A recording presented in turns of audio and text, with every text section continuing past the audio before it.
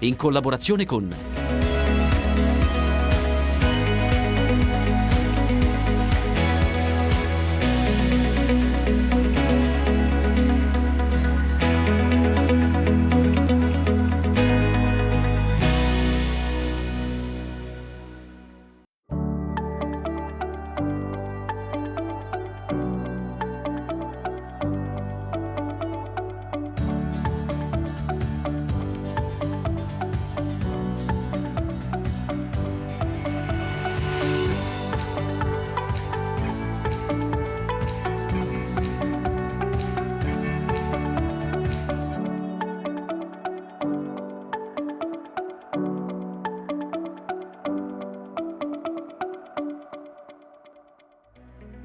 Nella provincia di Viterbo, la cosiddetta Tuscia, si sprecano i borghi, ma anche i giardini e i palazzi. Sarà un tour che mescola la storia, ma anche il presente. Ci sono anche tantissime curiosità tra i borghi, ad esempio Sant'Angelo di Roccalvecce, un paese che praticamente viene definito da fiaba, perché ogni casa è affrescata con un'immagine, un ritratto che rievoca le tante favole del mondo. Il bilancio di 15 anni di attività del Consorzio di Bonifica di Burana, che in 3 lustri ha affrontato, oltre che alla gestione quotidiana, vicende straordinarie come il terremoto e le più recenti alluvioni che hanno messo a dura prova le maestranze, tutto questo raccontato in un libro, dal titolo Accudire l'acqua e la terra, storia recente del Consorzio della Bonifica Burana, che è stato presentato a Modena in un incontro in cui sono state sintetizzate le fasi salienti delle opere di bonifica. La Tuscia viterbese è una vera e propria scorpacciata, non soltanto per quello che riguarda l'aspetto enogastronomico, ma anche per andare alla scoperta di borghi medievali e naturalmente di palazzi, giardini e paesaggi.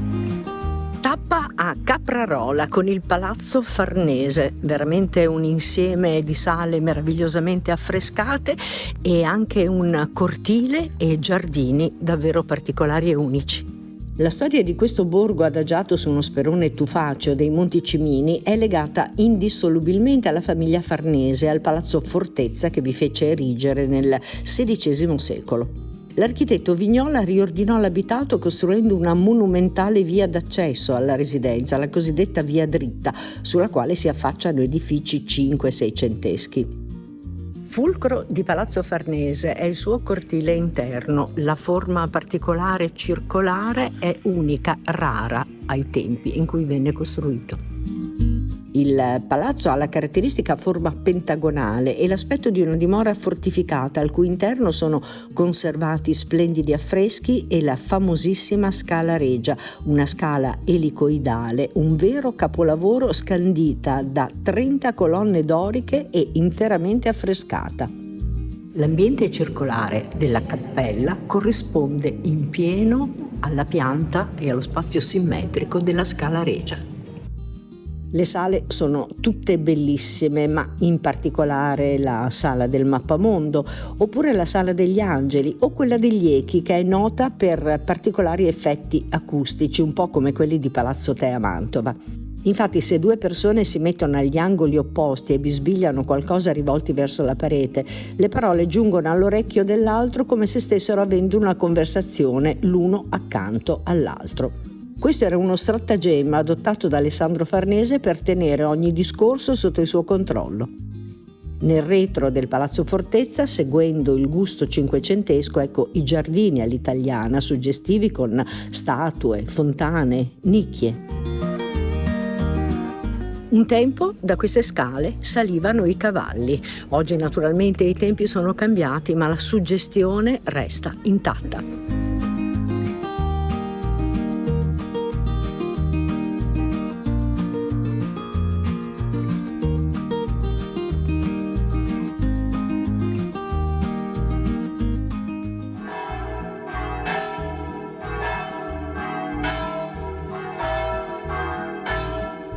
Rientrando a Viterbo, capitale della Tuscia, eccoci nella piazza San Lorenzo con il Palazzo dei Papi, simbolo della città.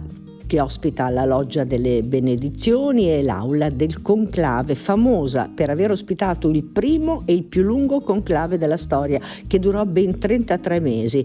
Fu costruita dal capitano del popolo Raniero Gatti, membro della potente famiglia Guelfa. La sala Gualterio, interamente affrescata, esibisce lo stemma di Papa Clemente VIII e risale ai lavori voluti dal vescovo Sebastiano Gualterio, era la metà del 1500. Per ampliare appunto la curia. Il percorso prosegue col Museo Colle del Duomo, ricco di reperti etruschi, pitture, sculture, realizzato nell'anno giubilare 2000 per conservare e valorizzare il patrimonio della diocesi.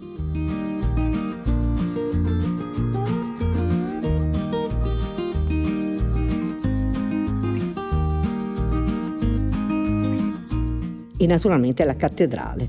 Secondo la tradizione, il Duomo di San Lorenzo venne costruito sulle rovine di un tempio pagano dedicato ad Ercole. Sull'attuale colle del Duomo era attestata una pieve dedicata a San Lorenzo già nel VIII secolo. Nel 1192 cominciarono i lavori che trasformarono la chiesa, elevata poi allo status di cattedrale, nell'edificio romanico ancora visibile. Il campanile, modificato nel 1369, ricorda lo stile gotico ed è caratterizzato dalla classica bicromia. Anche il Duomo, come molti edifici storici viterbesi, fu colpito dai bombardamenti del 1944. Tracce sono ancora visibili in molte delle colonne vicine all'abside maggiore. La parte centrale conserva il pavimento cosmatesco, anche se più volte restaurato. Infine la monumentale sagrestia, commissionata dal cardinale Muzio Gallo e impreziosita da radica di noce, oro e affreschi. Dal sacro al profano è impossibile uscire da Viterbo e dalla Tuscia senza aver assaggiato ed apprezzato la sua gastronomia. Ma questa che sta appendendo che cos'è? Quel capocollo, signora, quello che chiamate coppa. Ah, capocollo. Sì. Ma lo fate voi? Sì. Ah. Un mix di sapori genuini che riflettono quelli della cucina romana e toscana, ma che riprendono anche la semplicità della cucina umbra. Influenze dovute alla posizione geografica di questo territorio incastonato fra le altre due regioni del centro Italia. Ci sono le nocciole e le castagne dei Monti Cimini, non per nulla la zuppa di castagne e ceci è il piatto emblema per eccellenza. C'è l'acqua cotta, c'è l'olio extravergine di oliva in crescita esponenziale, le superfici olivetate, una delle zone qualitativamente migliori per l'olio, con varietà che sono la caninese, che ha sentori vegetali, amare piccante, la rosciola con note aromatiche più erbacee. Tra i primi il famoso fieno di canepina, simile alle tagliatelle ma tagliate più finemente. Il condimento è il ragù di carne o di cinghiale e naturalmente una spolverata di pecorino locale. Gli gnocchi col ferro di Soriano nel Cimino, preparati con acqua, farina e sale, il cui nome deriva dall'uso di un ferro da calza durante la preparazione, i pici col cinghiale e per i secondi piatti tutto il pollame ma anche la selvaggina, per passare al pesce vista la vicinanza dei laghi di Vico e di Bolsena come Persico, Coregone, ma non solo. Quella di Viterbo è una provincia dal retaggio etrusco, una cucina semplice e senza fronzoli.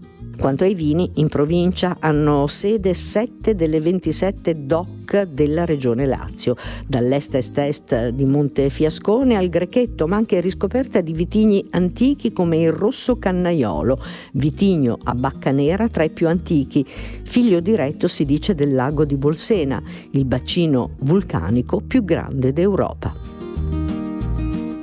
È stato soprattutto il Medioevo l'epoca d'oro della Tuscia viterbese, che vide sorgere la potenza papale e quella di nobili famiglie che costruirono qui i loro imponenti palazzi. Dalle alture dei Monti Cimini alle colline, dai boschi alle rupi di roccia scura, borghi arroccati che uniscono architetture medievali a scenografie rinascimentali. Questo era anche il cuore della potenza etrusca, che vi fondò numerosi insediamenti via via conquistati durante l'espansione romana, ma che continuarono ad avere grandissima importanza. Vitorchiano, la sua caratteristica è quella di essere proprio abbarbicata sulla rupe. tutto di peperini. Vitorchiano di origine etrusca, bellissimo paesino racchiuso da una splendida cinta muraria merlata con torri trecentesche, inserito nella prestigiosa lista dei borghi più belli d'Italia ai piedi dei Monti Cimini nel mezzo della valle del Vezza. Vitorchiano è abbarbicato su una rupe di peperino a quasi 300 metri di altezza, delimitata da grossi burroni che confluiscono nel vicino torrente Acquafredda. La caratteristica principale del borgo è il massiccio utilizzo del peperino col suo colore grigio. Infatti con questa pietra locale sono state realizzate le case, i palazzi, le chiese, le mura duecentesche e naturalmente tutti i profferli, queste scale che appunto portavano dalla pavimentazione stradale al primo piano dell'abitazione. L'unico ingresso al centro medievale del paese è Porta Romana. Sullo stemma sopra la chiave di volta si legge a chiare lettere SPQR. La spiegazione del mistero arriva dalla storia di Vitorchiano. La sua fondazione risale all'epoca etrusca per divenire un castrum con la conquista romana. Nel Medioevo si trasforma in un importante centro urbano legato per secoli alla vicina Viterbo, ma a questo punto si vuole affrancare da questo dominio divenendo fedele proprio alla città di Roma. Quest'ultima nel 1265 riconobbe Vitorchiano come terra fedelissima all'urbe e consentì al borgo di fregiarsi di questa sigla.